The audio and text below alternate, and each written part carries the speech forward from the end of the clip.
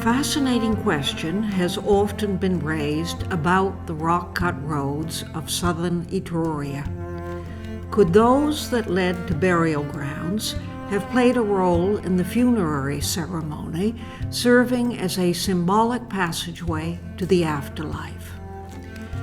This magnificent road, which leads through a burial site at Cervetri, is called today the Road to the Underworld. But because it has been opened up to such a degree over the course of time in its role as necropolis, it has lost much of the sense of gloom that one naturally associates with such a passage. Instead, a rock-cut corridor at nearby Chedi would have provided a perfect setting for the journey to the world beyond. To explore this idea, we will begin by acquainting ourselves with the fundamentals of Etruscan religious belief, and then learn about the perilous journey that every Etruscan who wished to enjoy the eternal future had to undertake. The place to start is Tarquinia, the very seat of Etruscan religion. Here, within view of this sanctuary, in the time of the first Etruscan ruler, the eponymous Tarquin, a farmer was tilling his field when quite unexpectedly the plowshare cut so deep that it broke open the very crust of the earth, and from that fateful furrow emerged an infant of remarkable maturity. His name was Tagus. He was received with appropriate ceremony by King Tarquin, and soon all the peoples of Etruria assembled to listen to this child who spoke with the wisdom of age.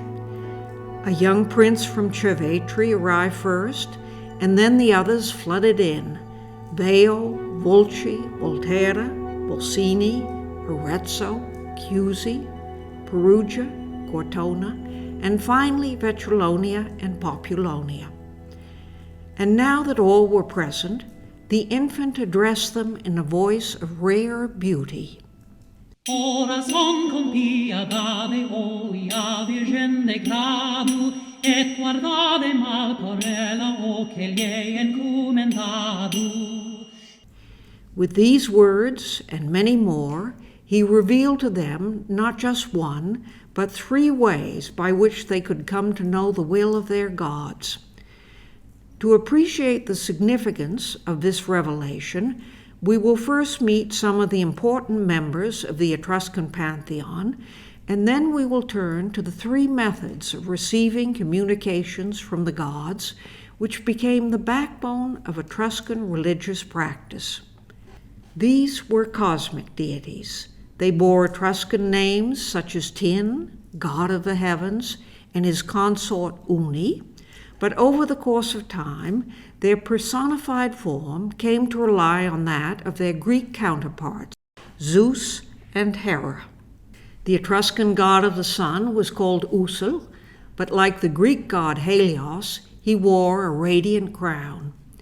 His lovely daughter Cath presided over the moon.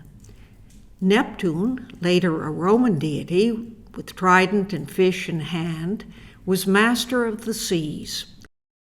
And so it went. When the Etruscans rode out to battle, Mars was by their side, and Hercules, whom the Greeks afforded the status of hero, was welcomed by the Etruscans as a god. Artemis and Apollo were there among the classical entourage. The god of wine, called Fuflens, traveled with the same merry band as Dionysus and Bacchus.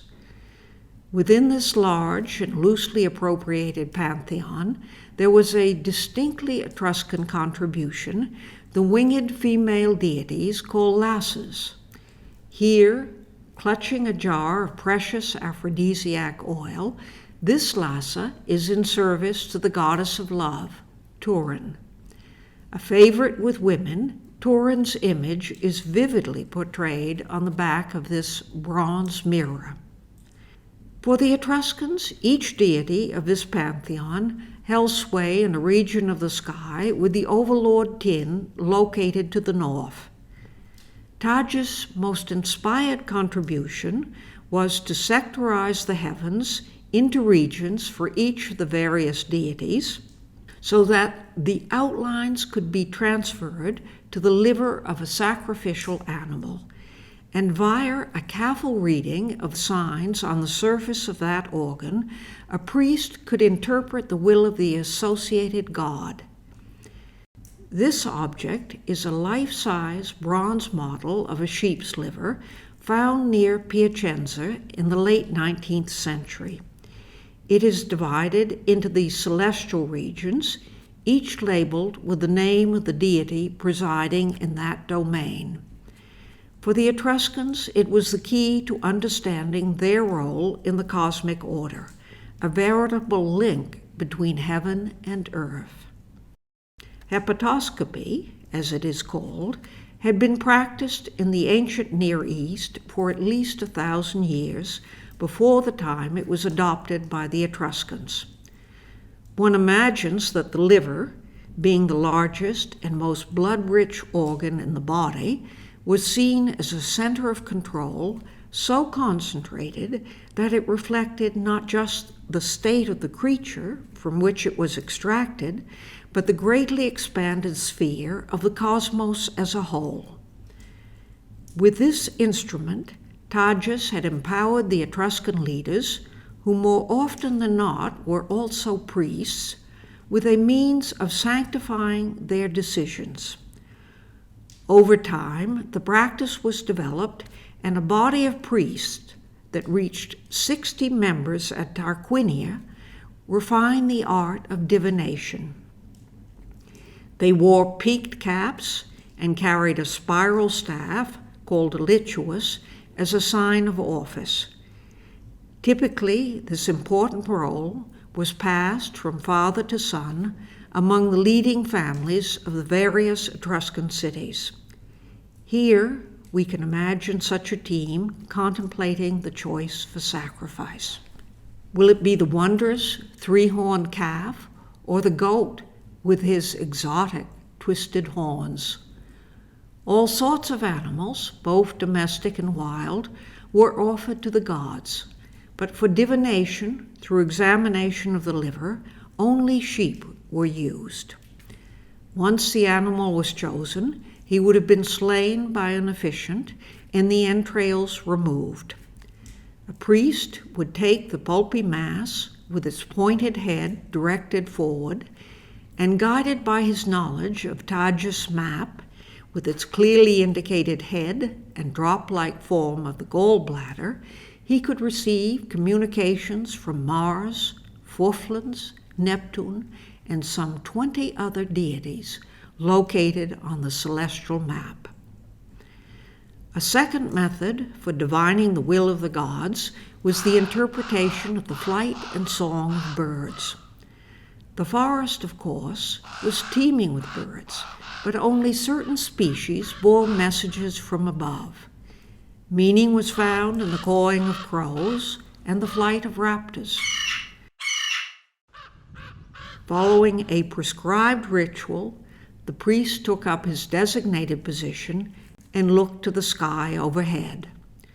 With sharp eye and ear, he interpreted the passage of a bird, depending on the time of year or even the circumstances under which it was observed. Owls were especially communicative, but it required a highly trained observer to decipher the nuances of their quavering hoots. Tages' gift of the art of interpreting the behavior of birds, like the reading of the liver, rested on firmly established tradition. That tradition was continued in later centuries by the Romans, who were keen observers of the movements or dance of poultry. The third type of divination introduced by Tages was the reading of lightning strikes. Those landing to the north were sent by Tin, here standing at the ready with a lightning bolt in hand. Down below, the priest took up his position and read the meaning according to where the bolt struck. Those to the northeast were favorable, perhaps signifying an abundant harvest in the coming season. A bolt landing in the northwest warned of misfortunes that lay ahead. There were further, in fact endless, messages to be interpreted, but in the end, no matter how complex the means of communication were, Tages had given the Etruscans a link, or rather many links, with their gods. And the elders, recognizing the wisdom of his words, collected his precepts and had them recorded in a series of volumes known collectively as the Etruscan Discipline. These seminal works are now lost, but to get an idea of the reverential respect in which they would have been held, we are looking at a miniature book of Orphic rituals. Its gold cover provides indirect witness to the value afforded such religious writings.